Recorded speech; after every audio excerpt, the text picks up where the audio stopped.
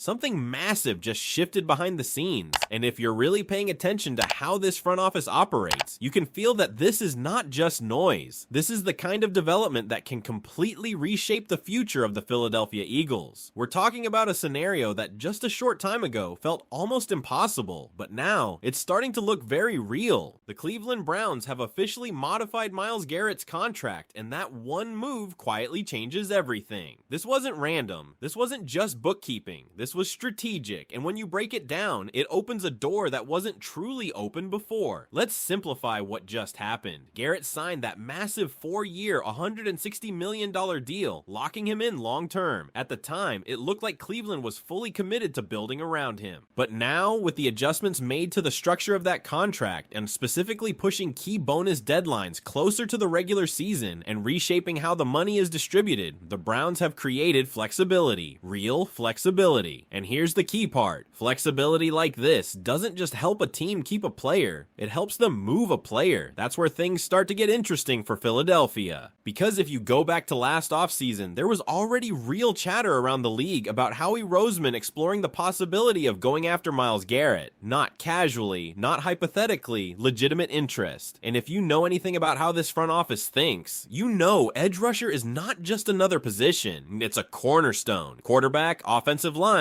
defensive line. That's the foundation. And what has Howie done consistently? He's chased elite talent at premium positions. He checked on Micah Parsons. He looked into Max Crosby. That tells you everything about the mindset. Now imagine this. If he was willing to pay a high price for those players, what would he be willing to do for someone like Garrett, who is arguably on an even higher level? We're talking about a player who is still performing at an elite level, coming off a season where he dominated despite being in a difficult situation. A player who continues to produce, continues to disrupt, and continues to prove he's one of the most dangerous defensive forces in football. Now connect the dots. The Browns adjust the contract. Suddenly, a post-June 1st trade becomes financially realistic. Before, it would have been extremely difficult, almost damaging. Now, it's manageable. That timing matters because it comes after the NFL draft, which introduces another layer to this entire situation. And then there's the other piece of this puzzle, the one that Eagles fans have been debating non-stop, A.J. Brown. Right now, one of the biggest obstacles in any potential move involving A.J. Brown is the financial hit tied to trading him before June 1st. That dead money is massive. But after June 1, the equation changes. The flexibility increases, and now, for the first time, you can realistically start connecting these two situations. So here's where it gets wild. There is a scenario, and it's not as crazy as it sounds, where the Eagles could construct a blockbuster deal that sends A.J. Brown to Cleveland, along with future first-round picks, in exchange for Myles Garrett. Think about that for a second. You're essentially flipping an elite offensive weapon into an all-time defensive force, while also reshaping the identity of your team. And if you're wondering how the offense survives without A.J. Brown, that's part of the calculation too. DeVonta Smith stepping into a true number one role, the potential to draft another receiver early, the presence of Saquon Barkley, Dallas Goedert, and a still strong offensive line if healthy. It wouldn't be the same offense, but it wouldn't collapse either. On the other side, imagine what this defense becomes. You're adding Myles Garrett to a front that already includes young, disruptive talent. That changes everything. That's the kind of move that doesn't just improve a unit, it defines it. But there's another layer here that makes this even more intriguing. There's also a potential path where A.J. Brown doesn't even go to Cleveland. Instead, he could be moved to a third team like New England, a place he has known ties to, in exchange for draft capital. Then those picks could be flipped along with additional assets to land Garrett. That's the kind of multi-step high-level maneuver that Howie Roseman has built his reputation on. And don't forget, Cleveland may be positioning themselves for a bigger rebuild, stockpiling picks, looking ahead to future quarterback classes. Even pushing for rule changes that would allow more flexibility in trading future first-round selections. That's not coincidence. That's planning. So now you step back and look at the full picture. A restructured contract that makes a superstar tradable. A front office in Philadelphia that has a history of aggressive, calculated moves. A roster that still has a clear need at edge rusher. And a situation involving A.J. Brown that could serve as the key to unlocking it all. This isn't just speculation anymore. The pieces are there. The timing is aligning. And if this actually comes together, it would be one of the biggest moves moves we've seen in years. But here's the real questions, and this is where I want to hear from you. If you're the Eagles, do you actually pull the trigger on a deal like this and reshape the team around a defensive superstar? Or do you hold on to AJ Brown and keep building the offense as your identity? And this is where the situation stops being just a fascinating idea and starts turning into a real philosophical decision for the Philadelphia Eagles front office. Because what we're really talking about here is identity. For the last stretch, this team has leaned heavily into offensive firepower. AJ Brown brought a level of physical dominance to the passing game that completely changed how defenses had to line up against Philadelphia. His presence alone dictated coverage, open space, and gave the quarterback a reliable, game-changing option in critical moments. You don't just replace that easily. You don't just plug in another name and expect the same impact. But at the same time, if you zoom out and look at how championship rosters are often built, especially by this organization, it always comes back to controlling the line of scrimmage. And that's where this potential move becomes incredibly compelling. Because adding Myles Garrett isn't just about improving the pass rush. It's about redefining the entire defense. It's about creating a unit that can take over games without needing everything else to be perfect. When you have a player like that, offenses have to adjust every single snap. Protections shift, game plans change, quarterbacks speed up their process, and suddenly everyone else on that defensive line starts to look better. Now imagine pairing that kind of presence with the young core already in place. You're no longer asking those players to carry the load. You're putting them in positions to thrive. That's how dominant defenses are built. That's how you create a group that can close games in January when everything tightens up. And don't overlook another critical detail here: durability and consistency. Garrett has continued to produce at a high level year after year, even in less than ideal circumstances. That matters, because when you're making a move of this magnitude,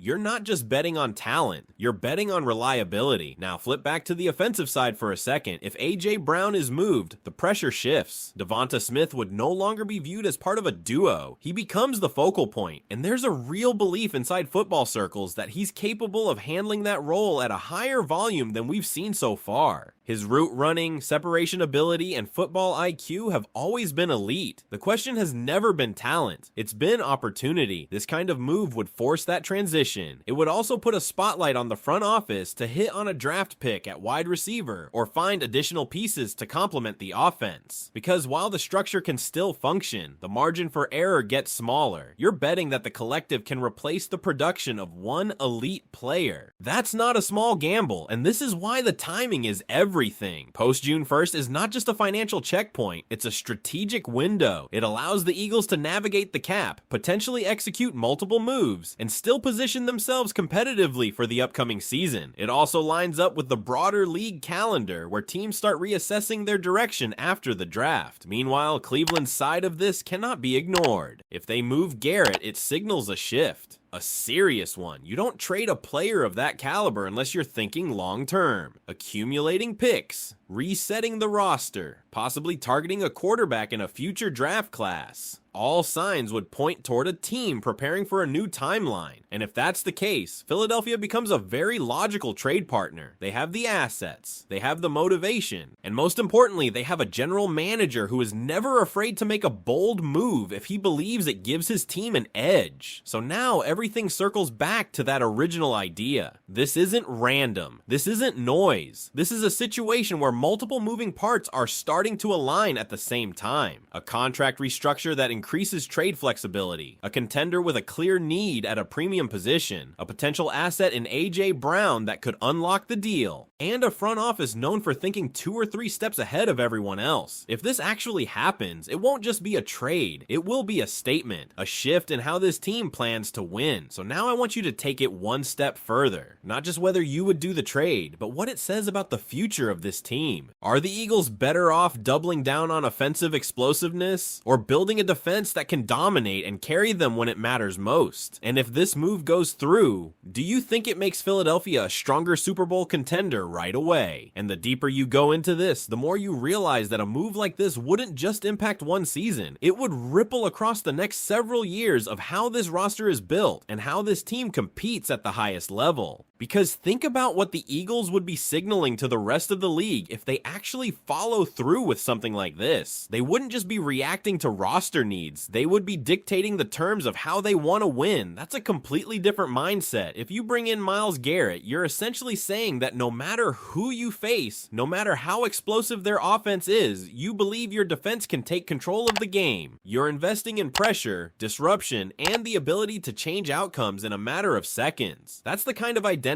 that travels in the regular season, in the playoffs, in hostile environments. And let's not ignore what we've seen historically. The Eagles, when at their absolute best, have always been dominant up front. It's not just a coincidence, it's a blueprint, and adding a player like Garrett would elevate that blueprint to another level entirely. But here's where it becomes even more strategic. If this move happens, it's not the final move, it's the beginning of a chain reaction, because once you commit to reshaping your roster like this, every other decision starts to align with that philosophy. Draft picks, free agency targets, even how you manage contracts moving forward. It all starts to revolve around maximizing that defensive window while keeping the offense efficient enough to capitalize on it. And that's where Howie Roseman has consistently separated himself. It's not just about one big trade, it's about how that trade fits into a larger plan that most people don't fully see until it plays out. Now, let's go back to Cleveland for a moment, because their side of this equation is just as important. If they move Garrett, they're not just giving up a superstar, they're embracing a reset. And in today's NFL, resets are all about timing. You accumulate draft capital, you position yourself for a quarterback, and you build a roster that can grow together. If they believe that window with Garrett doesn't align with their long-term plans, then maximizing his value now makes sense. And that's why the structure of this deal, whether it includes A.J. Brown directly or involves a third team, becomes so critical. The Browns would want premium assets. They would want flexibility. They would want the kind of return that accelerates a rebuild. Philadelphia is one of the few teams that can actually offer that while still remaining competitive. So now you've got two organizations, potentially on completely different timelines, but connected by a move that could benefit both. One pushing all in on contention, the other preparing for the future. And that's what makes this so real. This isn't just fan speculation. This is the kind of scenario that front offices actually explore behind closed doors. Quietly, strategically, waiting for the right moment to act, and that moment might be approaching faster than people think, because once you get past the draft, once June hits, once the financial barriers drop, everything opens up. Conversations that seemed impossible suddenly become realistic, and all it takes is one aggressive push to make it happen. So now, as everything starts to come into focus, you have to ask yourself one final thing. If you're sitting in that front office, looking at this roster, understanding the opportunity in front of you, do you stay patient and trust what you've already built, or do you make the boldest move of the offseason and reshape the future of the Philadelphia Eagles in one swing? Because at the end of the day, this entire situation comes down to one thing that separates good teams from great ones: the willingness to take a calculated risk at the exact right moment. And that's what makes this feel different. This isn't a desperate move. This is